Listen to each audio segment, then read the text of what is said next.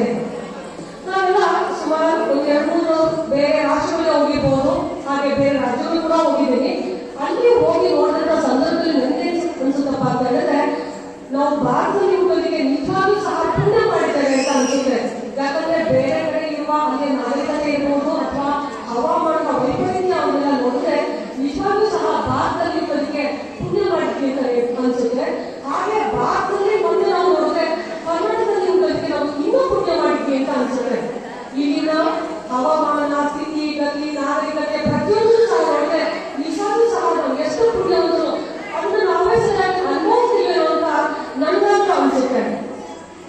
ನಮ್ಮ ಭಾರತೀಯರಲ್ಲಿ ಅನಾದಿ ಕಾಲದಿಂದಲೂ ಸಹ ಮಹಿಳೆಯರಿಗೆ ಉತ್ತಮವಾದ ಸ್ಥಾನಮಾನ ಕೊಡ್ತಾನೆ ಬಂದಿದ್ದು.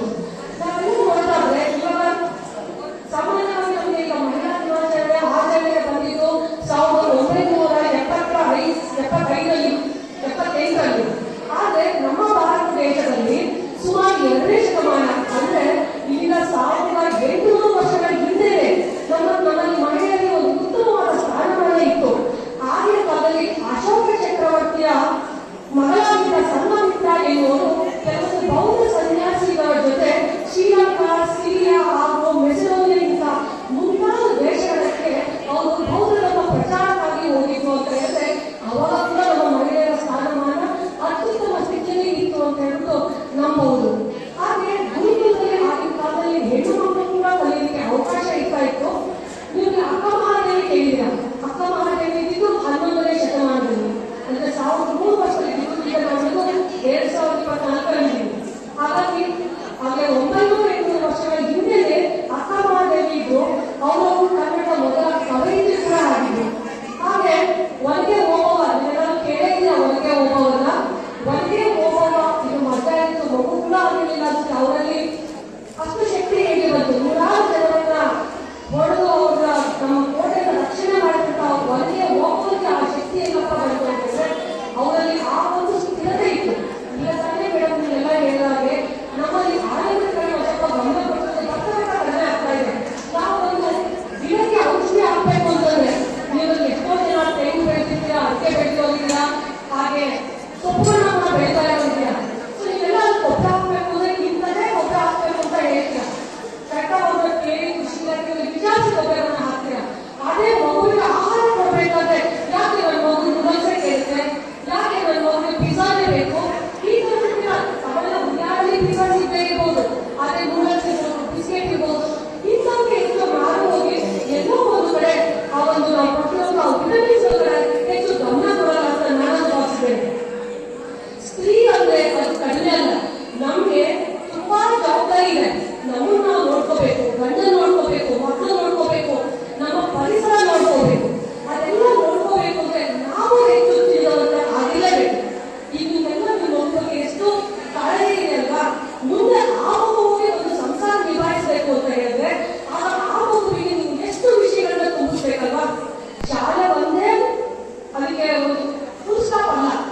ತಾಯಿ, ತಂದೆ, ಪರಿಸರದಿಂದ ಕಲಿಯುವಂತ ಎಷ್ಟೋ ವಿಷಯಗಳಿರ್ತವೆ. ಇವಾಗೆಲ್ಲ ಪಠ್ಯ ಪುಸ್ತಕಕ್ಕೆ ಹೆಚ್ಚು ಜನ ಮಾರ್ಗ ಹೋಗಿ ಆ ಪಠ್ಯ ಪುಸ್ತಕದಲ್ಲಿ ಏನಿದೆ ಅಂತ ನೀವು ಒಂದ್ಸತಿ ನೋಡಿದ್ರೆ ಗೊತ್ತಾಗುತ್ತೆ. ನಮಗೆ ಪಠ್ಯ ಪುಸ್ತಕದಲ್ಲಿ ವಿಷಯದ ಜೊತೆಗೆ ಅವರ ಜೀವನವನ್ನ ನಿರ್ವಹಿಸುವಂತಹ ಶಕ್ತಿಯನ್ನು ಕೊಡಬೇಕಾದ್ರೆ ಈಗಿನ ಮಹಿಳೆಯರು. ನಾವು ಮನೆಯಲ್ಲಿ ಹೋದಂತ ಸಂದರ್ಭದಲ್ಲಿ ಒಂದು ಗುರುಕುಲಕ್ಕೆ ಹೋಗಿದ್ವಿ. ಅಲ್ಲಿ 300 ಜನ ಮಕ್ಕಳು ಗುರುಕುಲದಲ್ಲಿ ವಿದ್ಯಾಭ್ಯಾಸ ಕಲಿತಾ ಇದ್ವಿ. ನಾನು ಅದೇ ಫಸ್ಟ್ ನೋಡಿದ್ದು, ಹೆಣ್ಣು ಮಕ್ಕಳು ಸಹ ಗುರುಕುಲದಲ್ಲಿ ವಿದ್ಯಾಭ್ಯಾಸವನ್ನ ಕಲಿತಾ ಇದ್ದಾರೆ ಅಂತ ಹೇಳ್ಬಿಟ್ಟು ನನಗೆ ಆಶ್ಚರ್ಯ ಆಯ್ತು.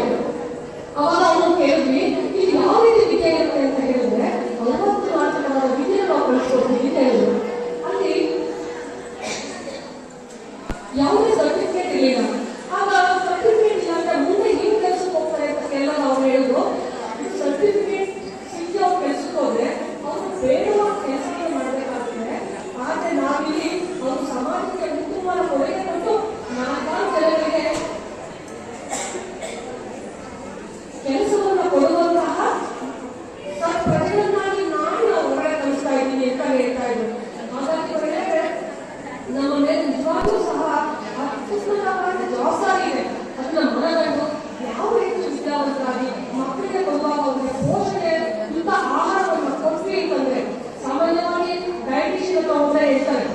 ಪ್ಲೇಟಲ್ಲಿ ಅರ್ಧ ಭಾಗ ವೆಜಿಟಬಲ್ಸ್ ಸಿಗಬೇಕು, ಅದು ವಿಟಮಿನ್ಸ್ ಹೆಚ್ಚು ಸಿಗುತ್ತೆ.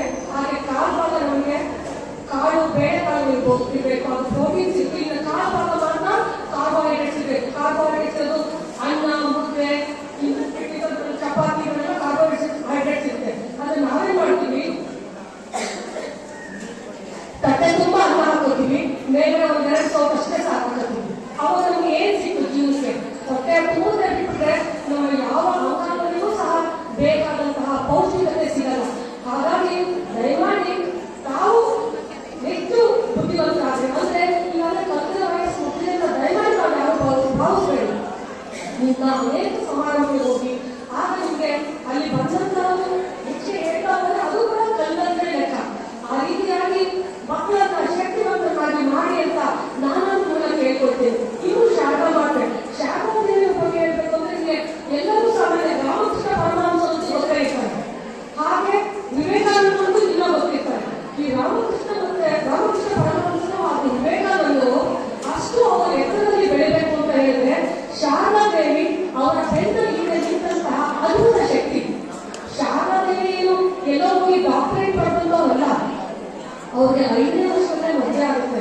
ಆದ್ರೆ ಅವರು ಎಷ್ಟು ಚೆನ್ನಾಗಿ ತಿಳ್ಕೊಂಡು ಹೋಗ್ತಾರೆ ಅಂತಂದ್ರೆ 5ನೇ ವರ್ಷದಲ್ಲಿ ಮದುವೆ ಆದರೂ ಸಹ ಅವ್ರ ಗಂಡನಿಗೆ ಹೋಗೋದು ಅವಾಗ 15 ವರ್ಷ, 14 ವರ್ಷದ ಸಮಯದಲ್ಲಿ. ಆಗ ಪರಮಹಂಸರು ಕೇಳ್ತಾರೆ, ನಿಮಗೆ ಸಂಸಾರಿಕ ಜೀವನ ಬೇಕಾ ಅಂದಾಗ, ನನಗೆ ಸಂಸಾರಿಕ ಜೀವನ ಬೇಡ, ನಾನು ಕೂಡ ನೀವು ಎತ್ತರದಲ್ಲಿ ಬೆಳಿಬೇಕು ಅಂತಂದಾಗ ರಾಮಕೃಷ್ಣ ಪರಮಹಂಸರು ಅವ್ರಿಗೂ ಸಹ ವಿದ್ಯೆಯನ್ನು ಕೊಟ್ಟು ಅವ್ರನ್ನೂ ಮೇಲೆ ತಗೊಂಡು ಹೋಗ್ತಾರೆ. ಅವರು ಸ್ವಾಮಿ ವಿವೇಕಾನಂದಂತಹ 100 ಜನರನ್ನ ಮೇಲೆ ತರ್ತಾರೆ. ಹಾಗಾಗಿ ನೀವೆಲ್ಲ ಇಲ್ಲ ನಾನು ಓದೋದು ಬರೀ ಟೆನ್ಸು, ನಾನು ಓದೋ ಬರೀ PUC ಅಂತ ಖಂಡಿತವಾಗ್ಲೂ ಕೇಳಿದ್ರೆ ಬೇಡ ಅಂತ ಹೇಳಿದ್ರೆ, ನೀವು ಅಷ್ಟೇ ಓದಿದ್ರು ಸಹ ಕೋಶ ಓದಿ ನೋಡು, ದೇಶ ಸುತ್ತಿ ನೋಡು ಅಂತ ಇದೆ. ನೀವು ದೇಶ ಸುತ್ತಿ ನಿಮಗೆ ಅನೇಕ ಅನುಭವಗಳಾಗಿರ್ತವೆ, ಎಷ್ಟೋ ತಿಳ್ಕೊಂಡಿರ್ತೀರ. ಈಗ ನಿಮ್ಮ ಮೇಲೆ ನೀವು 5-6ನೇ ಕ್ಲಾಸ್ ಮಕ್ಕಳು ಕೂಡ ನಿಮಗೆ ಸವಾರಿ ಮಾಡ್ತಿರ್ತಾರೆ. ನಾನು ಕೂಡ ಕೇಳ್ಪಟ್ಟಿದ್ದೀನಿ. ಮೊನ್ನೆ ತರಗತಿ ಪೋಷಕ ಸಭೆಯಲ್ಲಿ ಒಂದು ಕಡಿಮೆ ಓದ್ತಾ ಇತ್ತು. ಅವ್ರ ಪೋಷಕರು ಕರೆದು ಕೇಳಿದಾಗ ಹೇಳ್ತಾ ಇದ್ರು, ಒಬ್ಬನೇ ಮಕ್ಕಳು ಮಾಡಿದ್ರೆ ಒಂದಿನ ಒಬ್ಬರ ಊಟ ಬಿಟ್ಬಿಡ್ತಾರೆ, ಊಟ ಬಿಟ್ಟರೆ ಕೈಯಲ್ಲಿ ನಡೋದು ಶುರು ಆಗುತ್ತೆ. ಆಗ ಡಾಕ್ಟರ್ ಮಕ್ಕಳು ಎಷ್ಟೋ ಬಿಡ್ಬೇಕು, ಅದ್ರ ಬಂದು ಓದೋದು ಹೋಗ್ಲಿ ಅಂತ ಬಿಟ್ಬಿಟ್ಟಿದ್ದೀನಿ. ಈ ರೀತಿ ಆಗ್ಬಾರ್ದು ಅಂತ ಹೇಳಿದ್ರೆ ನಿಮ್ಮಲ್ಲಿ ನಿಮಗೆ ಸ್ಥಿರತೆ ಇರಬೇಕು, ನಿಮ್ಮಲ್ಲಿ ನಿಮಗೆ ದೃಢತೆ ಇರಬೇಕು. ನಾನು ಓದಿಲ್ಲ ಅಂತ ಕಟ್ಟಿಟ್ಬಿಡಿ, ಅದನ್ನ ಬಿಟ್ಟು ನಾವು ಮಕ್ಕಳನ್ನ ಯಾವ ರೀತಿ ಬೆಳೆಸಬೇಕು ಅಂತ ನಾವು ಗೊತ್ತಾಯ್ತು ಅಂತಂದ್ರೆ ಖಂಡಿತವಾಗ್ಲೂ ಸಹ ಉತ್ತಮವಾದ ಪ್ರಜೆಗಳನ್ನ ಕೊಡಲಿಕ್ಕೆ ನೀವೆಲ್ಲರೂ ಸಹ ಸರ್ಕಾರ ಆಗ್ತೀರಾ ಅಂತ ನಾನು ಭಾವಿಸ್ತೇನೆ. ಹಾಗೆ ಇನ್ನೂ ಎಷ್ಟೋ ಜನ ಅತ್ತಿಗೊಬ್ಬ ಇರ್ಬೋದು, ಹಾಗೆ ಅಹಲ್ಯವಾಗಿ ಹೋಳ್ಕರ್ ಆಗಿರ್ಬೋದು. ಅಹಲ್ಯವಾಗಿ ಹೋಳ್ಕರ್ ಅವರು ಸಾಮಾನ್ಯ ಮನೆಗಳಲ್ಲಿ ಹುಟ್ಟಿರ್ತಾರೆ. ಆದ್ರೆ ಅವ್ರಿಗೆ ಅವ್ರ ತಂದೆಗಳಿಗೆ ಒಂದು ಮಕ್ಕಳಿರಲ್ಲ. ಅವರು ಕೊಲ್ಲೂರು ಮಹಾಲಕ್ಷ್ಮಿಯ ಅಪ್ಪಿತ ಹುಟ್ಟಿರ್ತಾರೆ. ಅಪ್ಪಿತ ಕಾಲದಲ್ಲಿ 8 ವರ್ಷ ಇರ್ಬೇಕಾದ್ರೆ ಎಲ್ಲ ನೀರಾಗಿ ಪೂಜೆ ಸಮಾರಂಭದಲ್ಲಿ ತಗೊಂಡು ಕೊಲ್ಲೂರು ಮಹಾಲಕ್ಷ್ಮಿ ದೇವಸ್ಥಾನಕ್ಕೆ ಹೋಗಿ ಅಲ್ಲಿ ಧ್ಯಾನ ಮಾಡಿ ಪೂಜೆ ಮಾಡ್ಕೊಂಡು ಬರ್ತಾರನ್ನ ಒಬ್ಬ ರಾಜ್ಯವು ಗಮನಿಸ್ತಾರೆ. ಅವ್ರು ಗಮನಿಸಿ ಮಲ್ಲಾರಾಜ ಎಂಬ ಮಹಾರಾಜ ಗಮನಿಸಿ ಅವ್ರ ಮಗಳಾದಂತಹ ಕನ್ಯಾರಾಯಿಗೆ ಕೊಟ್ಟು ಮದುವೆ ಮಾಡ್ತಾರೆ. ಆ ಒಂದು ಪುಟ್ಟ ಬಾಲಕಿ ಅಹಲ್ಯಬಾಯಿ. ಇವತ್ತೆಲ್ಲ ಕಾಶಿ ಹೆಸರು ಕೇಳಿದ್ರೆ ಅನ್ಕೋತೀನಿ. ಆ ಕಾಶಿ ದೇವಸ್ಥಾನದ ಪುನರುತ್ಥಾನ ಮಾಡಿದಂತಹವರು ಅಹಲ್ಯಬಾಯಿ. ಹಾಗೆ ಉಜ್ಜಯಿನಿ ಮಹಾಕಾಳೇಶ್ವರ ಆದೇಶವನ್ನು ಕಟ್ಟಿಸೋರು ಕೂಡ ಅಹಲ್ಯಬಾಯಿ. ಉತ್ತರ ಭಾರತದಲ್ಲಿ ಬರೀ ಮನುಷ್ಯರಿಗೆ ಅಷ್ಟೇ ಅಲ್ಲ, ಪ್ರಾಣಿ ಪಕ್ಷಿ ಯಾರು ಸಹ ಇಂದ್ರಿಯಲ್ಲಿ ನೋಡ್ಕೊಳ್ತಾ ಇದ್ದಂತೆ. ನಾವೀಗ ಒಂದು ಮನೆಗೆ ಎಷ್ಟು ಕಷ್ಟಪಡ್ತೀವಲ್ಲ, ನಾವು ಒಂದು ಏನೇನೆಲ್ಲ ಊಟ ಹಾಕೊಂಡ್ರೆ ಆಗಲ್ಲ, ಹಾಗೆ ಒಂದು ಊರಿನಲ್ಲಿ ನಾವು ಸಂತೋಷವಾಗಿರೋದಕ್ಕೆ ಆಗಲ್ಲ.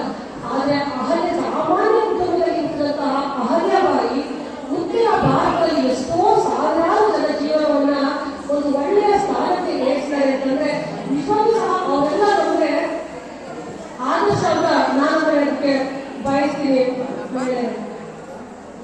ಮತ್ತೆ ಈಗ ನಾವೆಲ್ಲರೂ ಒಂದು ಶಕ್ತಿ ಇದ್ದಾರೆ. ನಾವೆಲ್ಲರೂ ನಾವಾಗಬೇಕು ಬಿಟ್ಟರೆ ನಾವು ಬೇರೆಯವ್ರನ್ನ ಅನುಕರಣೆ ಮಾಡೋದಕ್ಕೆ ಹೋಗಬಾರ್ದು.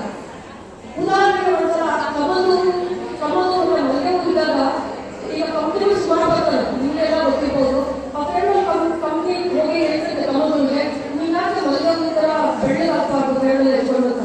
ಕಮಲ್ಗೂ ಬಿಳಿಗೂ ಸಿಗುತ್ತೆ, ಆದ್ರೆ ಹೆಚ್ಚಿನ ನೋಡೋದು ಕೆಂಪು ಇರುತ್ತೆ. ಸೊ ಅದೇನಾದ್ರೂ ಮನೆ